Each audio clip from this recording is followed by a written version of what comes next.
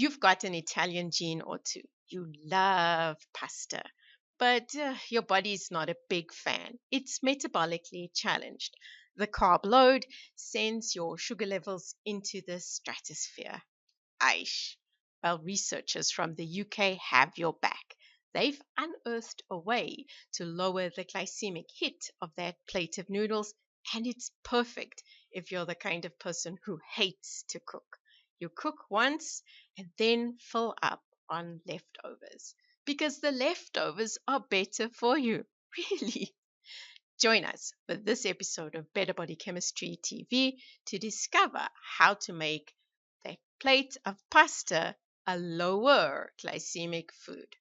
Better Body Chemistry TV is brought to you by Dr. Sandy, a scientist turned gremlin buster, helping you battle sugar gremlins, heifer lumps, and other health horribles through better body chemistry. So let's have pasta for dinner. This is what our team did. They signed up 10 young, relatively healthy volunteers, 5 guys and 5 girls, and fed them pasta on 3 separate occasions, and then kept tabs on their sugar levels. Now, the pasta dish was the same.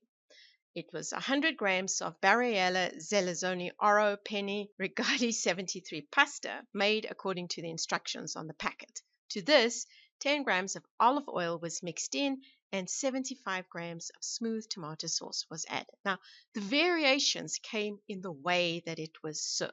So on one occasion, it was prepared and then immediately eaten. On the other 2 occasions, the pasta was coated with the oil and then popped in the fridge, where it was stored at 4 degrees Celsius for 2 days. The leftover pasta with the tomato sauce was then offered to the participants. Once stone cold, yuck.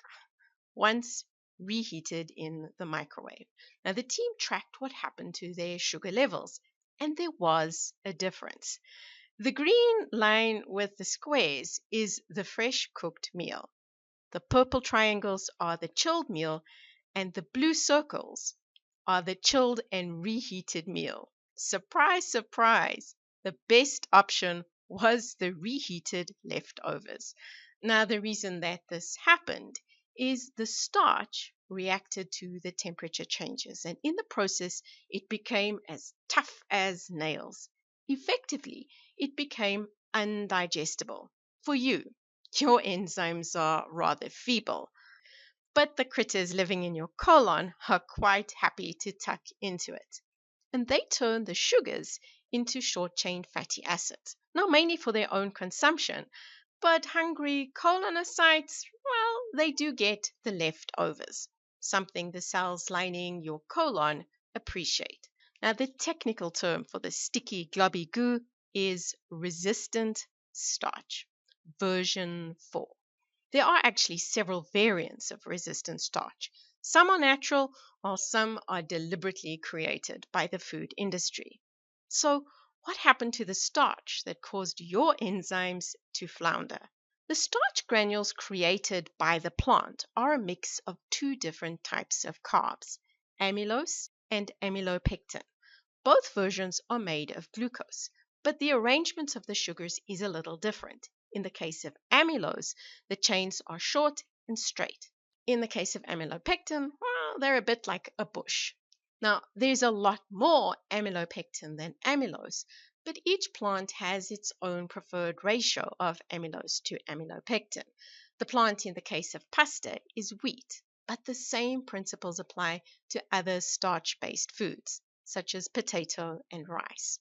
When the starch granules arrive in the hot water, they suck up the water like a sponge and begin to swell.